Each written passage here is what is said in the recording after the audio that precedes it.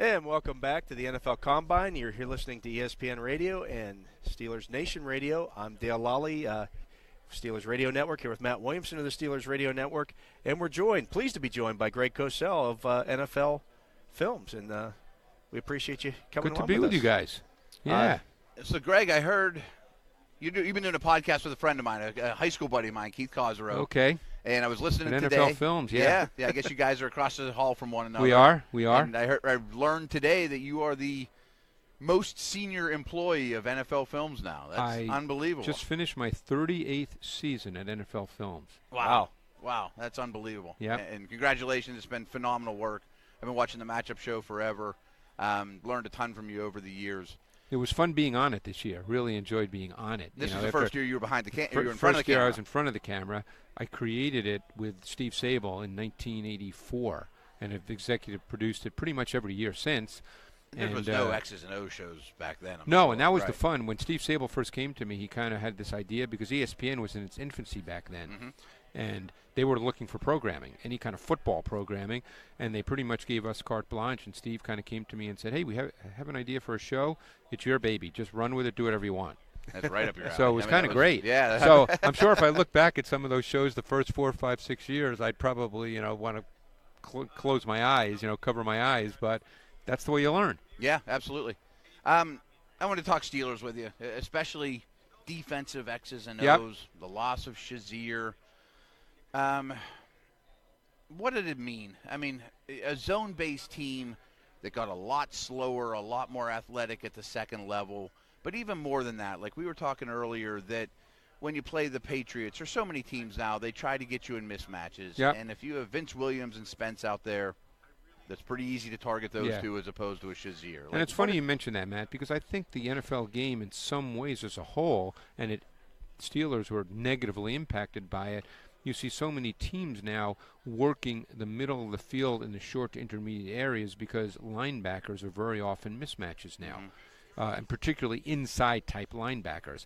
And Shazier is obviously a great athlete, but then when you're playing, whether it's Williams and Spence in your nickel or it's Fort in your dime, you're running into a situation where there are some mismatches to be had there. And I give someone like Vince Williams a ton of credit. Given what he is, I thought he actually had a pretty good year. He had 8 or 9 sacks.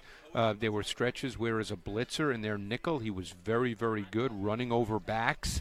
I mean, I can picture him running over Kareem Hunt, Fournette. He had some very impressive sacks, but he's not a space coverage player. No, that's not his strong suit. No. You want him coming forward. I mean, he's really a base defense 3-4 strong backer. Right. I mean, and that's which what is he what is. they drafted him for. And he's pretty good at that. But they got stuck with him having to play in the nickel. Well, I guess he played in the nickel even before Shazier got hurt. But Shazier still, he could compensate for and camouflage for some weaknesses because he's such a high-level athlete. I don't know if you noticed this, but I wanted to run it by you. I thought that the Steelers up front with their defensive line did a lot more gap exchange stuff. It would start in the B gap instead of the C gap or the A gap. And to pull that off, if you're a little less athletic on the second level, it can really sting you, and it stung him a few times. Yeah, and I think one of the things, too, is, Watt and Dupree, and I think Watt's a nice player, and maybe he'll develop into a really good edge rusher. I don't know if he's that guy just yet. Mm-hmm. Dupree has been sort of up and down in that regard. So when they go to their sub-packages, they don't have what I would call a consistent edge rusher at this point in time. It's very different than Steeler history. There's no Kevin Green or Lloyd. Lloyd. Right. They don't have a guy that's capable of 10 sacks. Now, maybe they will. I mean, Dupree's he's going into his third year? Or this will be his fourth. Fourth. Yeah. They got to decide whether they're going to pick up his option. So you're getting into a time where he's either, got to be that player or not, and he may not be. And then Watt, I like Watt. I don't know if he's ultimately truly that guy. He may just be a really nice, solid football player. But they dropped him into coverage a very high percentage of time by Steeler standards. And Dale and I talk about this a lot. I mean, they are getting a lot of sacks.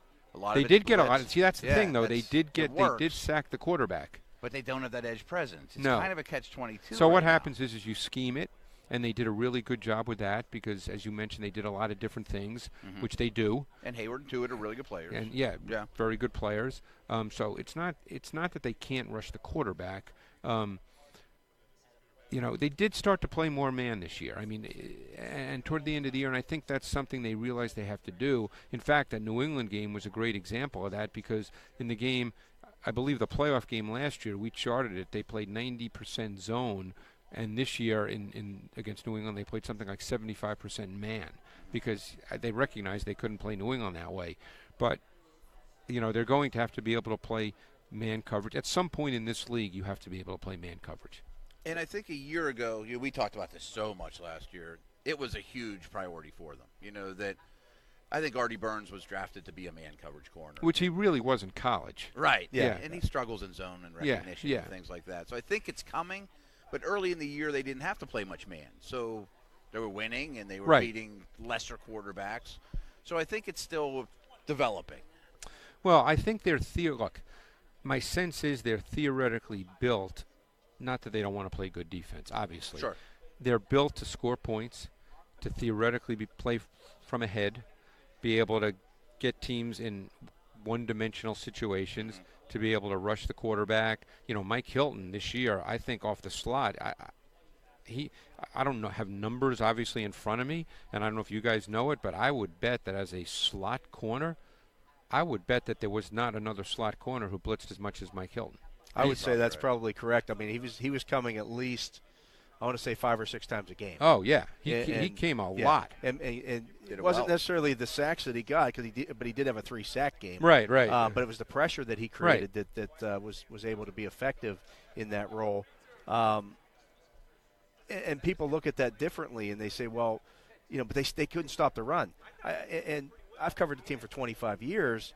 There were times when they were really good on defense where they had a game here or there where they didn't stop the run well. Right. Corey Dillon hit them for a big game, or Fred Taylor would hit them for a big game, because so much of what they do on the defensive side is based on the gap control. It's a schemed defense more than an execution defense.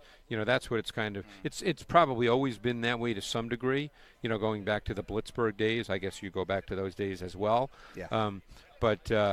So it's probably more schemed than execution. They don't just line up and play. They try to beat you with their schemes and their concepts on defense. And those kinds of things, when they work, they look really good, and they really mess up offenses. Yeah. But if they don't work, if it gets picked up, there's voids, because it's usually zone behind it, right. And there's voids. Because if you're going to rush 5, if you're going to play, let's say, cover 3, it's 3 under, 3 deep. There's voids. So if you're not going to get to the quarterback, there's going to be open areas to throw the football. If Polamalu missed on something, it's bad. Right. And along those lines, they asked their defensive linemen to do far different things than the Casey Hampton, Aaron Smith year. For sure.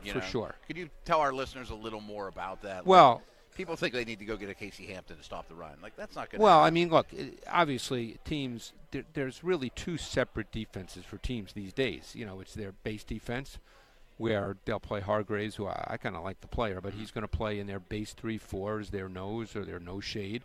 But then there's the sub packages, and they play both nickel and dime.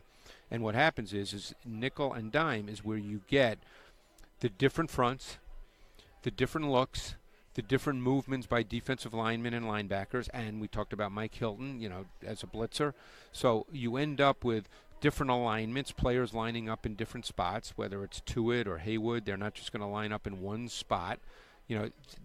That's what we're talking about. It's a scheme-based sub-package defense. A lot more penetrating. Yeah. Yes. Up the Yes. field right. Yes. And I don't know if they did more of it this year. Again, it's the eyeball test, Right.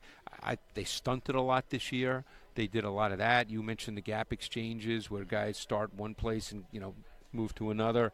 So they do a lot of that. It's very scheme based, and there's nothing wrong. There's nothing wrong with that. Hey, look, you know how it works. There's teams that just rush 4 on 3rd down out of their sub packages, and if they don't get there, then fans yell, well, they have to do more stuff. When teams do a lot of stuff and it doesn't work, they got to say, oh, they're doing too much. Yeah. So, it's all a function as to whether it works.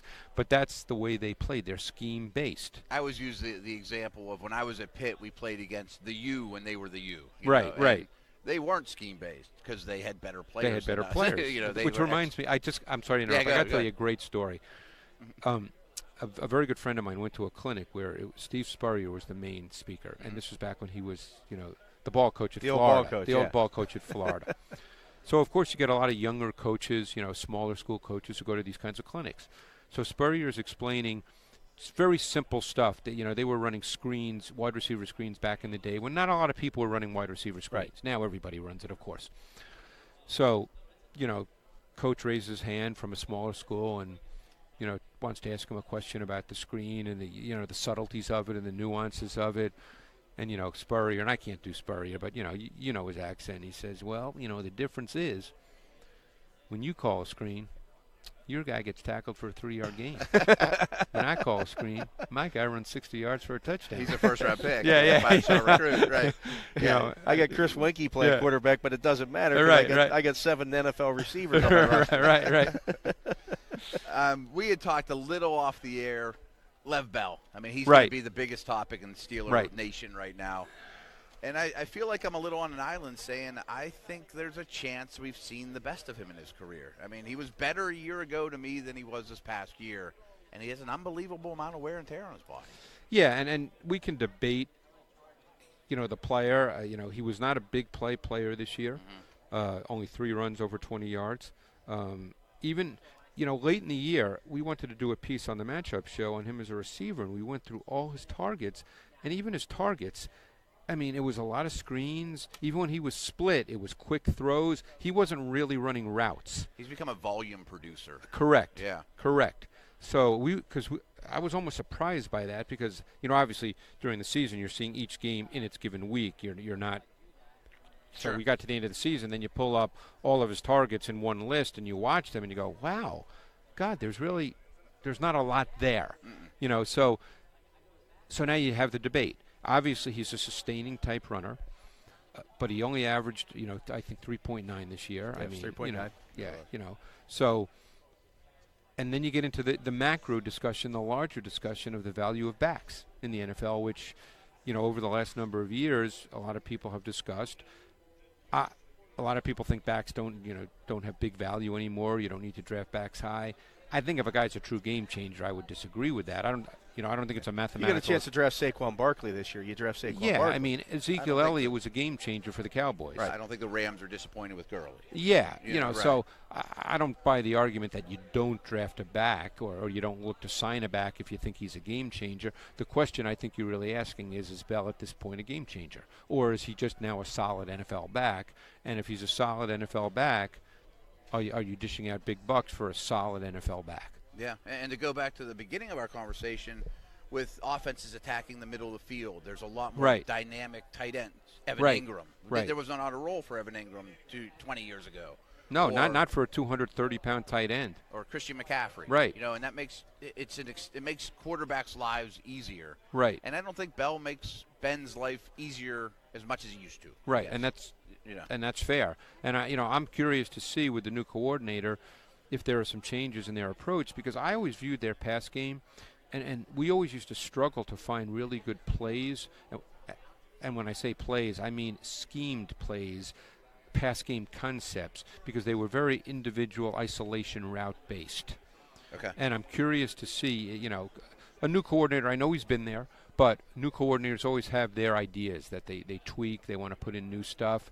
I'll be anxious to see if, they do more with concepts, with 2 and 3 receiver route concepts. Because, as I said, they were very individual isolation route based, and Antonio Brown is phenomenal. That's not the point. Ben's good. Yeah. Good players. They have good players, so they could do that.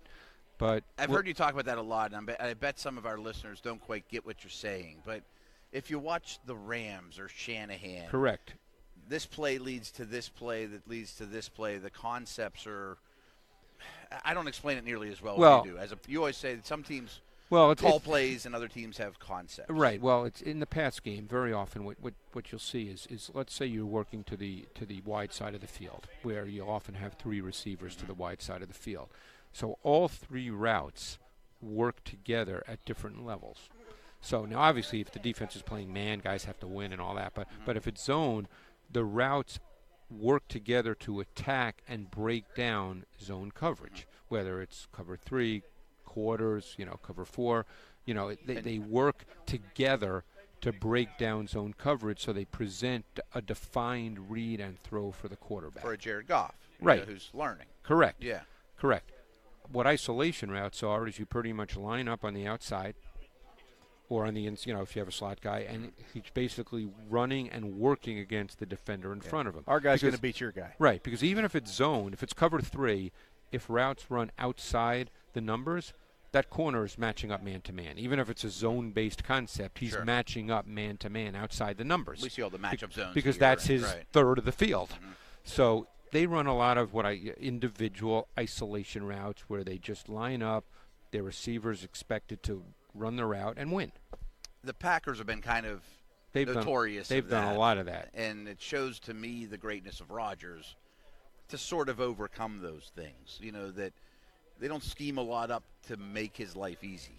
They do and they don't, and that's a whole different conversation because Rodgers is a fascinating player because his gifts are off the charts, but he also leaves a lot of throws on the field within the pass game concepts. And he's not Brady-like. No, he's not that kind of player. Right. He's a jazz musician more than a classical pianist. Right. Wow, that's pretty good. That was pretty good. You should go with wow. that one, yeah. Wow. Yeah, he kind of plays it by ear. Yeah. Well, Greg, we appreciate you coming on. We can't. We've taken up so much of your time already. I don't want to take. I just love talking football. We could do this all day. Yeah. We will be doing it all day, but we gotta let you go. So, Greg, that's Greg Cosell from the NFL. NFL Films. NFL Films, and appreciate you coming on.